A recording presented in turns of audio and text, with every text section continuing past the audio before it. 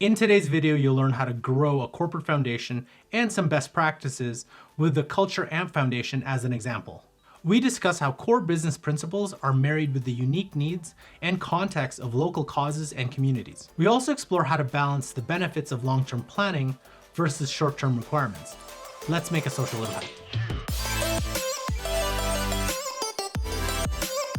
Hi everyone, I'm Carl. Welcome to the Social Impact Show, a channel where you get the latest strategies and tips to help you scale and grow your CSR and goodness programs. So today I've got two guests. My first guest, she is my co-host, my guest co-host, and you've probably seen her before. Her name is Erica Graham Jordan. She is the Area Vice President here at Benevity. And our guest, second guest today, he is the head of Culture Amp Foundation, Chess Jakobs. Thank you both for joining me. Let's jump into the first question, if that's okay, Carl. For sure. Awesome. Chess, it's so good to see you again. I know we've been having conversations for a long time, and we are thrilled to welcome you to the show today. I personally am excited about your passion for life, your zest, and just what I know that folks will get out of this, listening to this conversation. So thank you for being here. Yeah. First, we know that this is a relatively new role, so would love to get a sense from you. You know, when you jumped into the role, within the first few months, what steps do you take to get to know the company, its people, its programs, the nonprofits it supported? We know that Culture Amp sits squarely at the intersection of a company and its people. So to be able to also understand the people and the goals at Culture Amp is probably critically important as you build the foundation. What did that look like for you to kind of get a sense of what the organization was like? Yeah, so I was a former customer of Culture Amp, I mean that I was the person at a previous organization who administered the platform for the organization. And so I already knew that Culture Amp's mission of making a better world of work wasn't just a theory, but a proven practice. I saw it firsthand. And so that context was beneficial in terms of figuring out where to get started. Still, to solidify, the Culture Amp Foundation's mission, which was to make a better world of work more attainable, I had to take the seat of the listener before I could ultimately be firmly in the seat of the foundation's leader, right? So coming into the organization, really starting to figure out, what is this all about? And so when I joined, I immediately went on a world tour of Culture Amp. And I talked to everyone from new hires to C-suite executives, to all different campers, which is what we call employees at Culture Amp, to the co-founders, et cetera, et cetera. I even got on the phone with some of our customers because I just wanted to really understand, what were these people's perception of the organization? What did they believe the mission to be? How did they see that in practice? All those different kinds of things to really get to understand my own ethos. And I believe that when building programs that represent an organization from its operational gut, from the core, you have to include all of the voices that contribute to that center. And so I spent a lot of time reading thought leadership that the company put out. I talked to some of the organization's most tenured employees. I got to know several of our nonprofit customers. And that was all critical because when leaders in this space join the space or join new organizations as a philanthropic leader, oftentimes we bring our own biases. We bring our past experiences. We bring the things we know. We bring the standard programs, the best practices with us. But every organization is different. And what I found necessary through a series of wins and impacts and lessons as a social impact and DEI leader is that every organization has that difference, and that's what makes it unique. That's what gives it its purpose.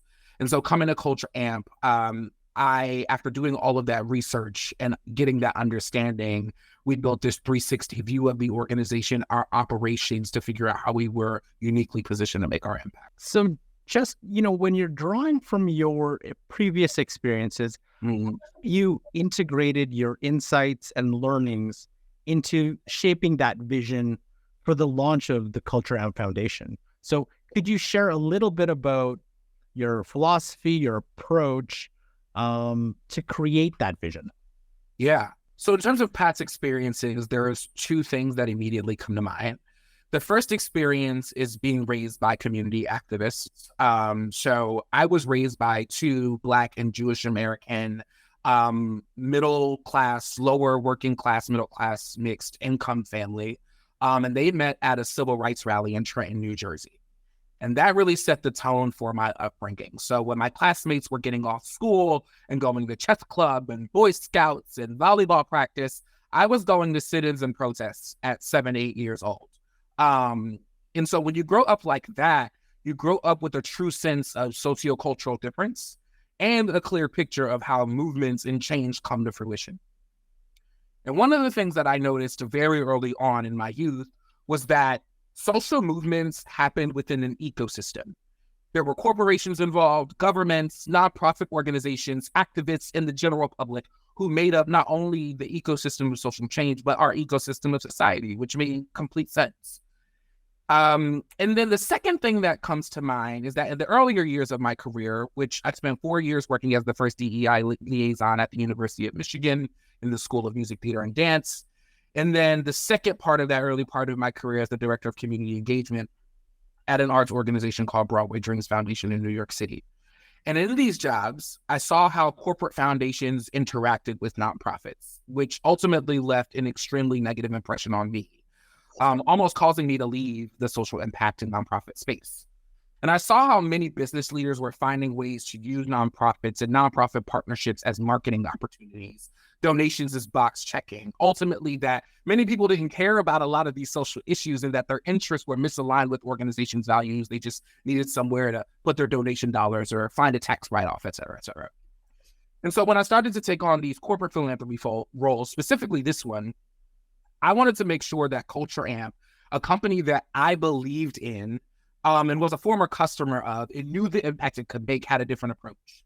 And I wanted one that was centered on the voice and missions of the nonprofits and the nonprofit founders we work with, the leaders of those nonprofits, the beneficiaries of those nonprofits, to be one that included their desired relationship with corporate foundations, rather than us retaining all of the control in our relationship with them. And so the first thing that I always ask nonprofits when I get on the phone with them is, how do you wish corporations interacted with you? And that often sparks a conversation of how we build our relationship and what that looks like. So those are the two things that I keep in mind in building this work and advancing the work of the foundation.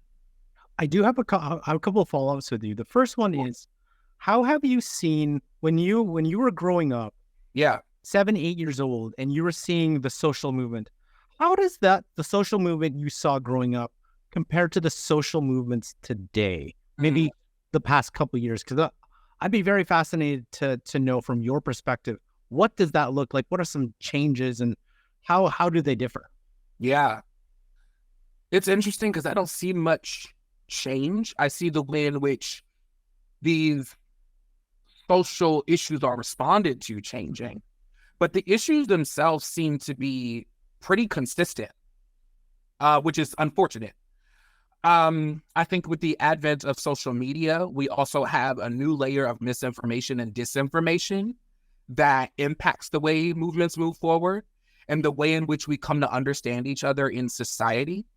I remember one of the protests that I'm specifically thinking about was after this young woman at the time named Tajanique Lee.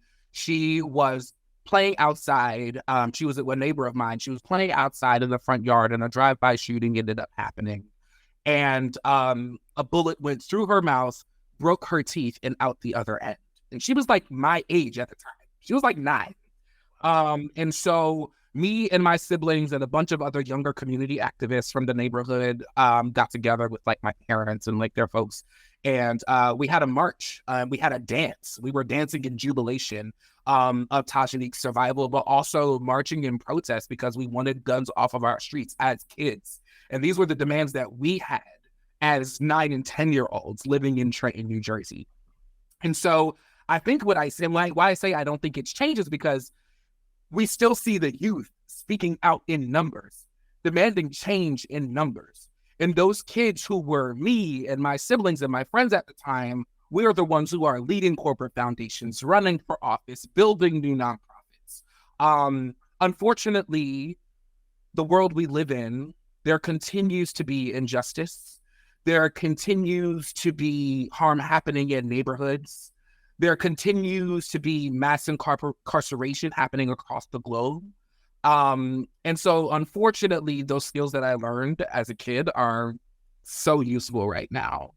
But the biggest change that I think I see is that we have new ways of activating digitally and new ways of engaging new people. And I guess the second question too, which you mentioned before, was the when you say, because I had another guest on talk about how can corporations or businesses interact with nonprofits, and what the crux of our conversation, the crux was it. What can companies do for nonprofits and causes that go beyond simple employee engagement, Sure. that aren't about the stats or the outputs for that company, but actually the outcomes for that cause? So we can get into this a little bit later when we talk about the strategy. But I ultimately think what you can do is start at the very base level, getting to know your nonprofits and your local communities before you're deciding how you're going to make an impact, right? Because I think about working at the arts education nonprofit that I worked at. A lot of times we had large companies and individual donors who had lots of money to just like give, but that money was always tied to an outcome, always tied to a specific program, always tied to a deliverable, right? So say I'm running an arts education nonprofit and a donor comes to me and says, hey, I have 500 grand to go towards scholarships for people who want to get their BFA in musical theater. That would be great if the demand was for students getting their BFA in musical theater. What the actual demand is for like working actors who are trying to supplement their income and pay their rent so they can make it to auditions and make their Broadway dream come true, right? So the $500,000 check was great, but ultimately, if it doesn't help us make the impact that we need to make as an organization, we can't do anything with it. And you can find out what that impact is by simply having a conversation and building your programs based off of what the nonprofit sector need is, rather than deciding what you want to do and then showing up to whatever nonprofit and saying, hey, we've got this, who wants it? I think that's so helpful. That's such a great a way to illuminate partnership, right? That's a perfect example of what a partnership should look like. And really, it makes me start thinking as we kind of go down the line and thinking about how that connects with you now sit in this foundation seat, right? And so now you have the unique ability to say, how do I have these conversations?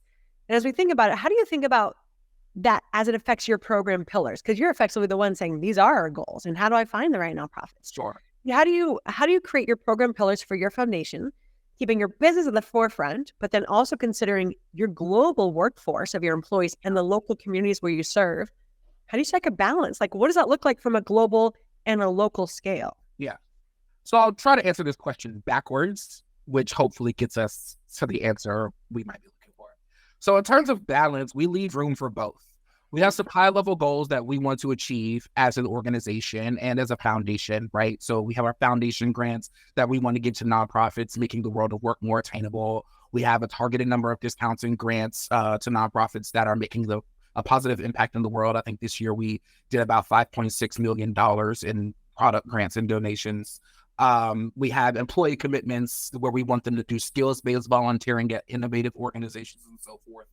And then we leave a surmountable amount of runway to be inspired and to be able to take on challenges and opportunities as they presented to us and as the world continues to change, right? So we kind of like have this dual mindset of like, we have our plans, but we're flexible depending on what happens in the world and kind of like what we're called to or what might come up.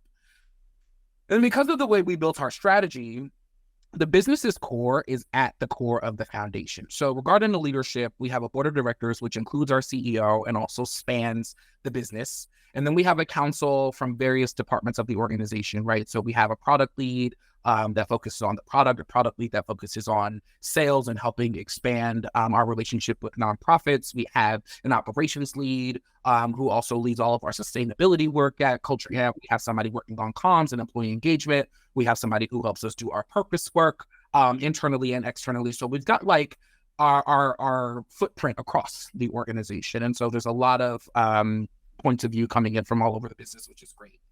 And then campers also have direct access to me as the head of the foundation, and campers is what we call Culture Amp employees.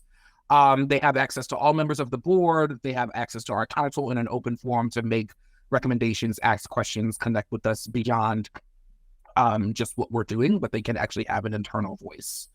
And then as for our location strategy, we're focusing primarily on the regions where we have offices. So not only Australia, North America, and the EU, but in the cities where we're located more specifically. So Melbourne, San Francisco, Chicago, New York, London, and Berlin. And then in 2024, we will be bringing together our offices to develop relationships with nonprofits that are local to those cities. A lot of our employees have started to demand to be able to engage with nonprofits who are like around the corner from the office or in the same city that impact the local communities that they live in and pay taxes in, and et cetera, et cetera. So we're kind of like going with like this global national approach wherever we're based, but also giving our employees the ability to engage with the nonprofits who serve their communities directly. And when you say they have access to you, for those folks, we get a lot of questions like, we're starting a foundation for the first time. How do we connect with our employees in a meaningful way? How do we ladder the foundation to the corporation? You've given great examples of the board and actual like specific responsibilities. But if I'm an employee and I have an idea, do you have like a form that they can submit? Is it just reach out to you versus be in? Yeah. So they can reach out to me directly. I'm like the chief volunteer at Culture Amp. So like, that's kind of like my thing, like the Ted Lasso of philanthropy. They can also Slack either our social impact channel, which is just kind of like open engagement, or our foundation channel, which is like more specifically if there is a nonprofit that wants a grant that's on your radar, or they're a customer of yours and you have a customer that knows a nonprofit and you want to connect us, like they can connect us there. Or when we're looking for our foundation grants to give those grants out to grantees, people can Slack us and say like, hey, I know we have foundation grant cycle coming up. I want to put this nonprofit on your radar. I also speak quite frequently in front of the company. And so obviously like Zoom chats are very popular in all company meetings. So I get a lot of inquiries there. People DM me on Slack there. So I pretty much just have open access whenever I'm online. People can talk to me about philanthropy in any which way, whether that's they want to build a program or they have an idea.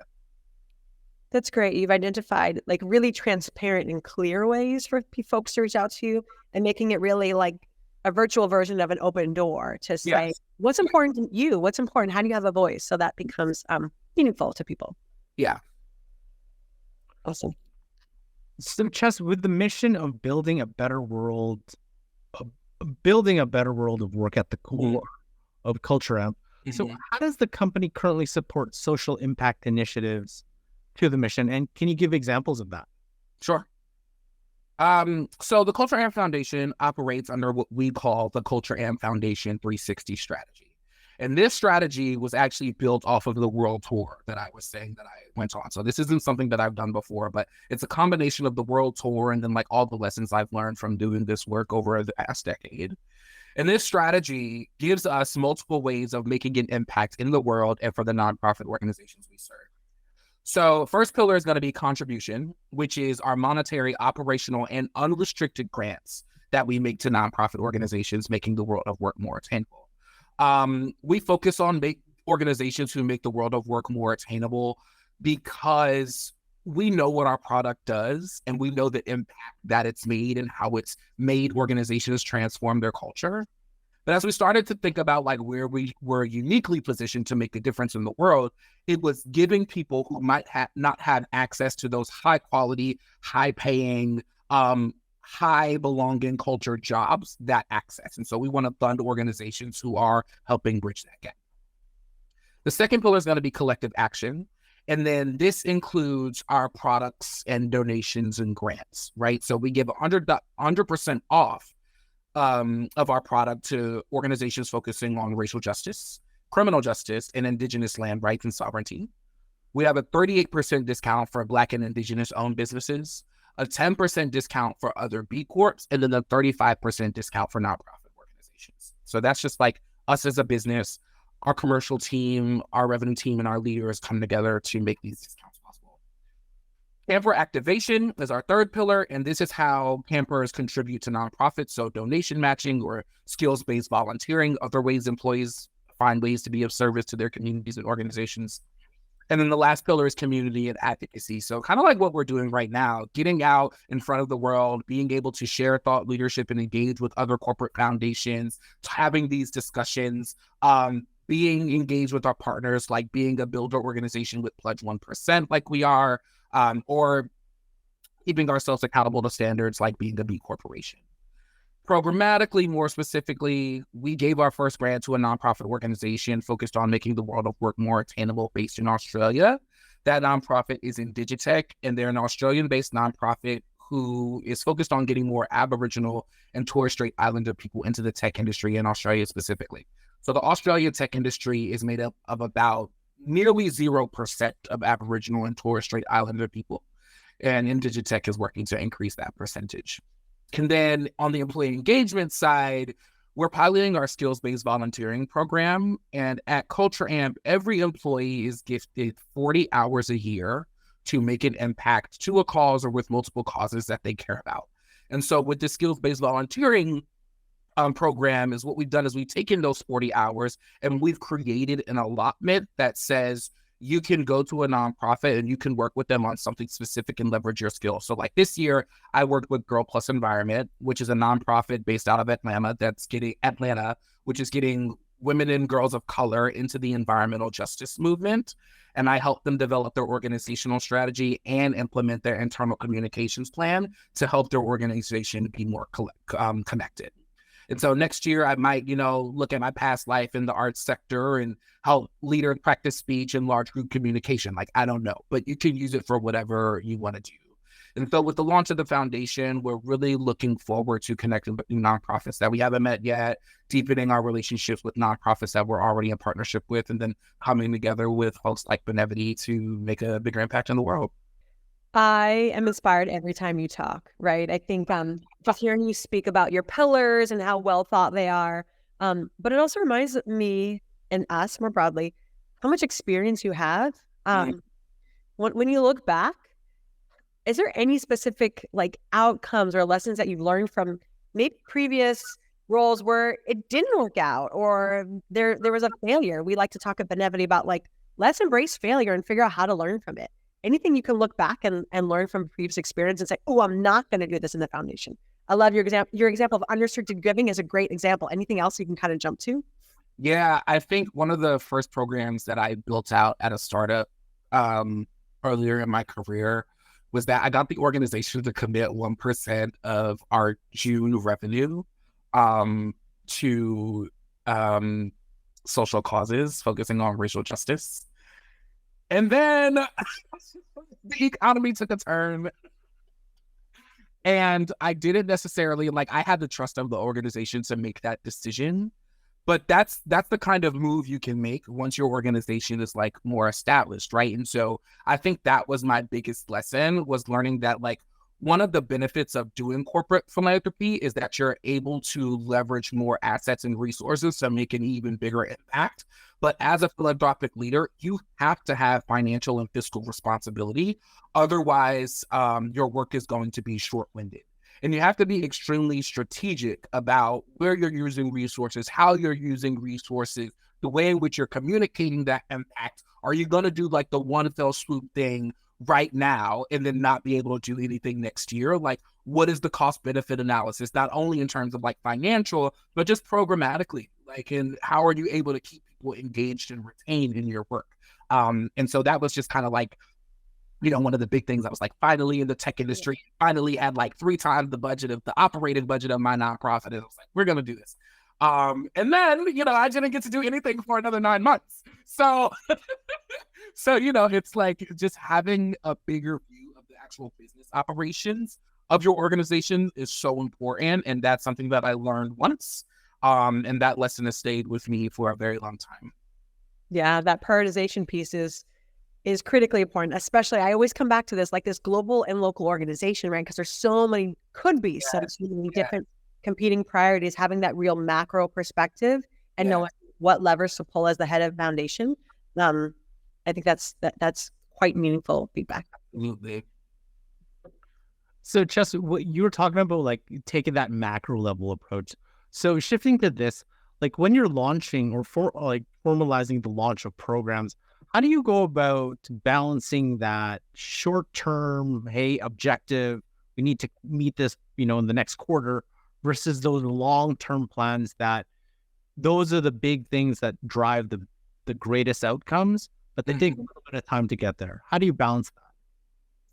Yeah. So what I can say about Culture Amp and what I've learned now being inside of the organization is that we are very big on measurement, reporting, continuous communication, open analyzing, discussion. Like that is just at the core of who we are. But that's because big, authentic, and honest and direct communication is at the core of having great culture. It really is. Our foundation is really highly interested in supporting early stage nonprofit organizations or nonprofit organizations that have made tenure and impact in the space, but need like a little bit of support jumpstarting again or shifting to make a new impact in a new discovery area. And then talking to leaders with these types of nonprofits, I've learned that the best way to balance immediate goals against long-term strategies is to center the beneficiaries first while keeping the horizon in mind. Because that way you always know you're making an impact, right? Like there's this thing called horizon conflict where like this side of an organization might be focused on this and this side of an organization might be focused on that. But for mission-driven work, we always have to center the beneficiaries. And so that's what helps us. That's how we know we're being balanced, is if they're at the center and a continuous impact is being made. And then still we know that we need to remain flexible to the needs of society, our people, and the planet, which is an ever-changing status. And we keep track of our near-term goals by delivering on what we say we will do, quite simply, and then being ambitious and honest about what we didn't achieve or what we can achieve on the next go-round. We release a monthly report internally on our social impact work and across our EDI portfolio, which includes sustainability, equitable design, DEI community. And so everybody in the organization gets access to this. These have been published monthly over the past number of years. And so every time the 30th or 31st or 28th rolls around, I am clacking away, updating the entire organization on everything that we did get done or did not get done that month. And it's a great way to stay accountable and keep people engaged in the work. How do you pivot? There's always something that comes up, right? Something natural, the disaster or social movement or something that comes up. How do you get employees like to pivot from, let's say, you've planned out this amazing strategy. Here's what we're going to do. Here's the long-term goal. But then something big comes up that's like, we need to pivot our entire team or most of our team there. How do you go about doing that? Well, I've been fortunate that I've been able to get a lot of trust in the organization and that we have leaders who are so engaged. I'm about to fangirl over my leadership team right now, but I am grateful and confident in saying like, this is the best leadership team I've ever had in an organization, just in terms of their interest and investment and commitment to the work.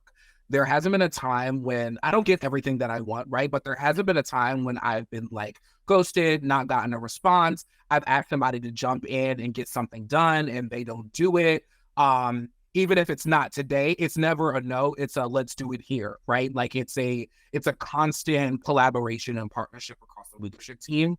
But what I can say is that the age-old theater game is yes and this is essentially a game when something comes up and you say yes and you add on top of it, right? And so when things happen in the world, that's kind of like how we operate at Culture Amp. It's like, we know we've got this going on, but this just popped up. Okay, yes and, right? We got to get this done. And this thing came up, like who across the organization is going to help us get this done? And I'm just so fortunate to work at an organization where I have people from engineering and sales and product and HR ops locally and overseas, hopping in, reaching out to me unprompted, saying, hey, just read up more on the foundation, saw the report, I can help you with this. Hey, just joined Culture Amp, found out we had the foundation, let me know if you need any help. Hey, I've got like 3 hours left over this week, let me know if you need help looking at the analytics for how much we've given out this month. And so I think just being able to have that is great. But what I will also say is that I don't think that would have been possible if I did not start with the world tour. If I did not come in the door and prioritize building relationships and getting to know people at this organization, knowing what they cared about, knowing what their inner genius was, and knowing what they believed in, and being able to bring them into the work from where they were. And I think starting by doing that helped me build so much trust and a believability into the mission of the organization's foundation. So, Chess, for me, has been amazing, and I always speak to you for hours. But if our audience wants to connect with you or learn more about Culture Amp, what's the best place to reach you? Yeah, so you can reach me on LinkedIn just by looking up Chess Jakobs or /Chess Jakobs. I'm also at Chess Jakobs across the relevant social medias. And then Culture Amp, so cultureamp.com. If you want to learn more about the foundation, go to cultureamp /foundation. Learn more from other social impact professionals by watching this playlist here. Thanks for joining us, and we'll catch you in our next episode.